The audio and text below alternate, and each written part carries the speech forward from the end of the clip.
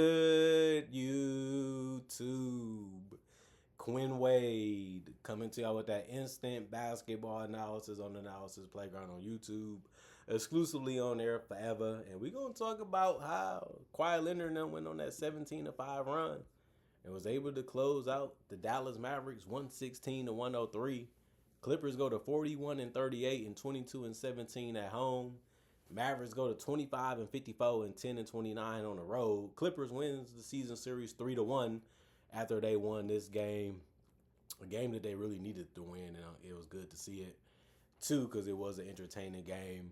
Clippers did start off really good, 39-26, and in the second quarter, the Mavericks they won it 29-26, and they also won the third quarter 29-24. But the Clippers, they ended up winning the fourth quarter 27-19. They picked the right quarter to win because that gave them the victory. Chris Middleton got to start. He played 20 minutes. He had 2 points. He went 1 of 5 from the field. He missed his only 3. He got 2 rebounds, 3 assists, and 2 turnovers. 1 offensive rebound, no personal fouls, and was a minus 18 in plus minus. He took some good shots. Couldn't knock him down in this one, but he also showing you that he is a playmaker too. Dwight Powell, 19 minutes. He had 4 points. He only scored at the free throw line. He went 4-4 from the free throw line. He did get 8 boards. He's out there to do that too. He had 1 assist, 1 turnover, 4 offensive rebounds, 4 personal fouls, and was a minus 8 and plus minus.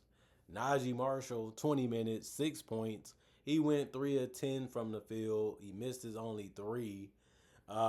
He had good looks also. You know, he got looks that he was comfortable with. Just couldn't get them cleanly into the basket. He had 2 rebounds and a turnover. He also had 3 steals, which was the most on the team. He also had 3 personal fouls and was a minus 13 and plus minus. 34 minutes for Cooper Flag. That ended up being game high for the Mavericks. He had 25. He had to work hard for his points, but he kept coming. He kept being relentless. He kept trying to find a way to get it figured out. Didn't work as well as he would like. 9 of 25 ain't the greatest shoot number, especially if you're an efficient person like me. He went 1 of 3 from the three-point line and 6 from the free throw line. Had some highlight plays like good finishes around the rim, whether it was a dunk or finishing with the left or just blowing by people and finishing that way too. He had 2 assists, 1 turnover, and a block, 3 offensive rebounds, 2 personal fouls, and a minus 14 and plus minus. Max Christie, 29 minutes, 12 points. He went 1 of 8 from the field. He went 0 of 5 from 3, but he did go 10 of 10 from the free throw line. He needed it, and he was able to get it done. But he has been one of their better scorers, but he hasn't been as efficient as you would like lately. And tonight was another example that if he didn't shoot those free throws, he would have had a tough one. But since he still stayed aggressive and still was looking to score, ended up kind of working out for him. He had 5 boards, 1 assist, 1 turnover, and a steal. No personal fouls and was a minus 12 and plus minus. Marvin Bagley played 26 minutes. He had 21 points. It ended up being the most on the team coming off the bench. He went 8 of 11 from the field. He hit a 3 that was wide open. He was able to attack the basket real well, whether that was near the basket or driving to the basket, which is good to see from him. He also went 4 of 4 from the free throw line. He had 9 boards. It was the most off the bench, which was also tied for the most on the team with Cooper Flag. And then he also had 1 assist, no turnovers, a steal, and 2 blocks, 4 offensive rebounds, 2 personal fouls, and was a minus 8 and plus minus. Tyler Smith, 18 minutes, 6 points. He ended up making 2 wide open threes, but also missed 2. So he finished 2 of 4 from the field since his only shots was threes. He had 2 rebounds, 1 assist, no turnovers, and a steal. 1 offensive rebound, 2 personal foul, and was a minus 1 and plus minus. Klay Thompson, they needed him to shoot the ball more efficient as well. He got double figures off the bench with 11. He also played 26 minutes, but he went 4 of 17 from the field. A lot of his shots was threes since he took 10 of them, but he only made 1 of them. And then he went 2 of 2 from the free throw line. Obviously, he made more. This will be a different game, but it didn't happen. He had 3 rebounds, 2 assists, and a turnover. He also had 3 blocks. The 3 blocks was the most off the bench and the most on the team. He also had 1 offensive rebound and 2 personal fouls and was a plus 1 and plus minus. Ryan Nembhard, 25 minutes. He had 12 points. He went 6 of 12 from the field, 0 of 2 from 3. He did a good job attacking the basket and finding different ways to do it. And when he wasn't doing that, he was finding his teammate helping out on the boards. He had 6 rebounds, 7 assists, 1 turnover, and 2 steals. 2 steals was the most off the bench. He also had 4 personal fouls and was a +5 and plus minus. John played 19 minutes. He ended up going 1 of 5 from 3, 1 of 6 from the field. He had 6 rebounds, no turnovers, a steal in the block. 1 personal foul and was a +5 and plus minus. And then AJ played 5 minutes. He ended up scoring 1 point because he went 1 of 2 from the free throw line. He missed his only 3. He also missed his only 2, but he did get 2 boards and no turnovers and no personal fouls and 1 offensive rebound. And he was a -2 and plus minus.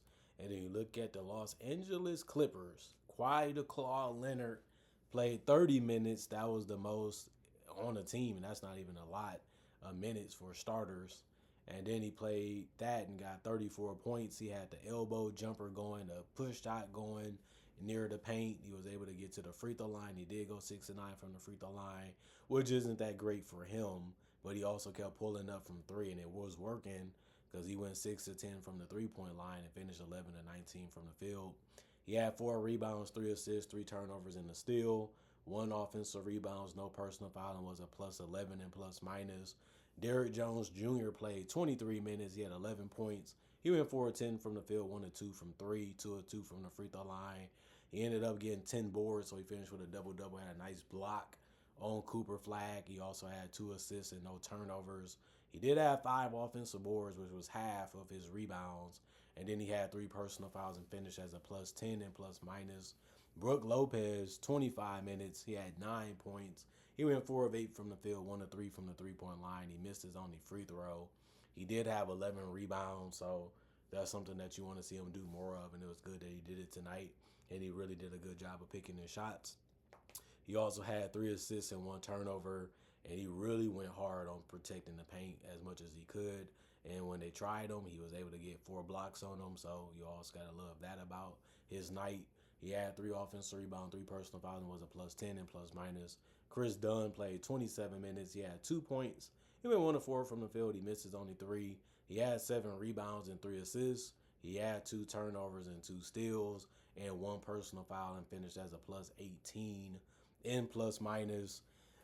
I mean, he is one of those type of guys where he can do all the little role player things that you need to be done, like helping on the glass and making defensive plays and keeping the ball moving or finding teammates with good looks. But you just don't know what he's going to give you when it comes to scoring the basketball. And tonight he didn't give you much. Darius Garland kept the pace and kept pushing it when he could and just set up teammates. But he also looked for his shot. That's something you have to love about him. 28 minutes, 22 points. He went 9 of 18 from the field, 2 of 6 from 3, and 2 of 2 from the free throw line. He had 1 rebound, 4 assists, 2 turnovers, and still in the block. He had 4 personal fouls and was a +22 and plus minus. John Collins finished at the rim and also did a good job getting offensive rebounds too, which he had 2 out of 7 total. And then he also went 1 of 5 from 3 and 1 of 4 from the free throw line. He had 1 assist, 3 turnovers, and 2 blocks. No personal fouls and was a -5 and plus minus. Just his physicalness and his aggressiveness worked a lot for this team, and that's kind of what you have to do as a big in a modern game. Norchit played 2 minutes. He ended up going 1 of 2 from the field, so he finished with 2 points. He had 1 rebound, no turnover. His rebound was offensive. He had a personal foul, was a -3 and plus minus. Jordan Miller, 16 minutes. He had 4 points. He went 1 of 1 from the field and 2 of 2 from the free throw line, showing you how quick and fast he can score the basketball. He did have 2 rebounds and 1 assist and no turnovers. 2 personal fouls, was a -1 and plus minus. Benedict Mathurin played 27 minutes. It was the most off the bench. He had 9 points.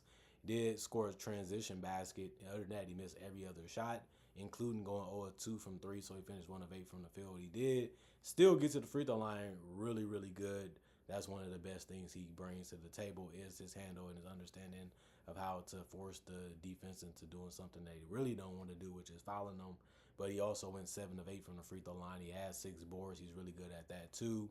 He had 3 assists, 3 turnovers, and a steal. 1 personal foul and was a -1 and plus minus. Ty Washington Jr. He played 2 minutes. He had 1 rebound, no turnover, no personal foul and was a -3 and plus minus.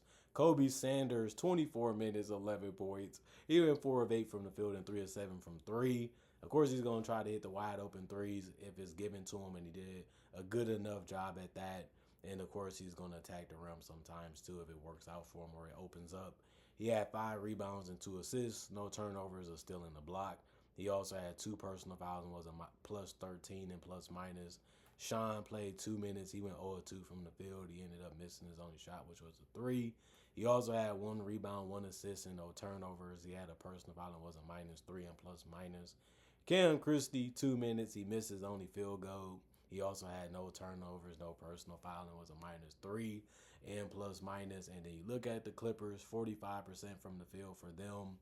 The Mavericks, they played a good game, but they only shot 35% from the field, although they did take 8 more shots.